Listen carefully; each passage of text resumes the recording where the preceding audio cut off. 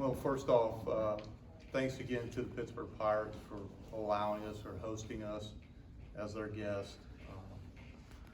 It's such a beautiful ballpark and a great experience for our guys, and their generosity doesn't go unnoticed. The opportunity it provides for our guys. Great ball game all the way till the end there. Great comeback by our guys. I thought our guys showed a lot of fight. We know where our Achilles heel is and some of our weaknesses, but I thought our guys showed a lot of fight getting there to the lead there going into the ninth. And obviously the free passes and the ball leaving the yard a little bit there at the end kind of hurt us, but we'll be back tomorrow, back to work, and looking forward to an ACC series this week. I'll open it up. What do you say to your team after a game like this where you give up like 14 runs in the ninth inning? What do you even say? And that's a good question. We try to preach the same stuff all year, and whether you just got beat 19-6 or 7-6, the loss counts the same. As I told them, it's going to sting for 12 hours. We'll be back to work tomorrow. We'll practice from 1 to 3. We'll go in the weight room like we always do on Thursdays, and we'll get ready for an ACC series. We'll talk individually about the things that we can correct to get better. But this is all a learning experience for some of those guys that didn't have things go their way late in the game. What you really want to talk about is a start by a freshman with Jonathan Batista going 4 innings, giving up 1 run under a run, striking out 6 with no walks.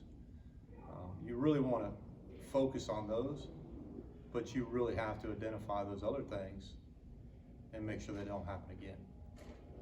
Have you ever seen an inning quite like that, half inning quite like that, top of the ninth, at this level anyway?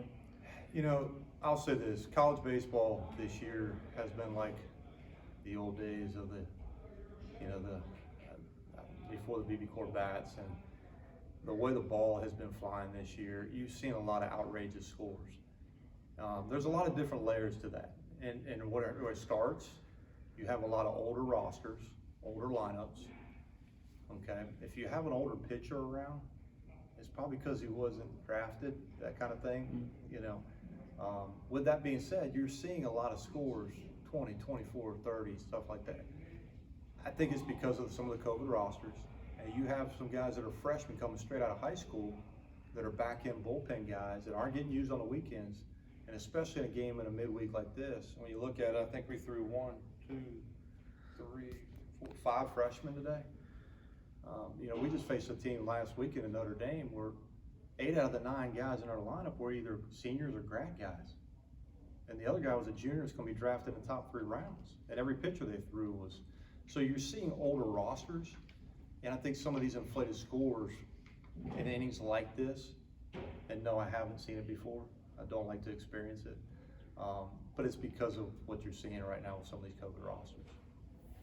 Like you mentioned, what you said to the team, do you feel like with some of the experience you have, some of the leadership you have, that they're going to be ready for Friday in this big series? Yeah, there's no doubt. We've preached the same thing all year. And when you looked at it, whether we were down 2 games to none in Miami and got a big win on Sunday against a top 5 team in the country.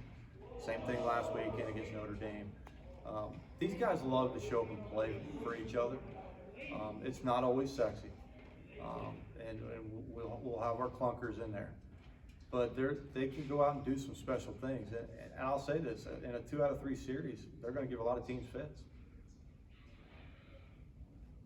What would you say about the improvement that Penn State's program has made within just the past few years?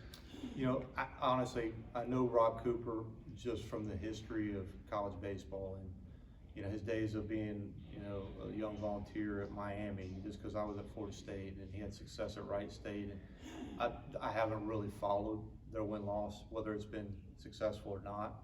I know he's a good baseball mind and a great person. We're more focused about Pitt. What'd you tell your guys going into the bottom of the 8th when you made that comeback and they jumped out? Yeah, well, the game was still within reach more than anything, and we felt like the ball, it was kind of flying there in the back end of the game, and you're going to get in their bullpen as well too, and they provided a couple opportunities with some free passes. I mean, we were in a first and second bunt situation with Duff up, and everybody's thinking, well, we're probably gonna bunt. I just felt like one run wasn't gonna do it. We needed more right there. So we know his on-base percentage and how tough he is on left-handed pitchers. And, so we took the walk there, and then Ron got the sac fly, and he just kind of started going. I kind of felt like in the 8th inning, one run wasn't gonna do it. I was kind of hoping we would put that 8, 9, 10 run inning together, because it just felt like it was gonna be one of those days. Even though it was a close 2-1 ball game throughout, it just felt like finishing things off is tough because your bullpens are not intact based off of what you did the previous weekend. You know, we brought Barron in the 8th because I felt like we needed to try to hold it right there if we could, and if we could keep the lead and run it into the 9th, okay, it's a different story. And he was a little tired today too, giving up 2-3 runs there. Any other questions? Thanks, guys. Appreciate it.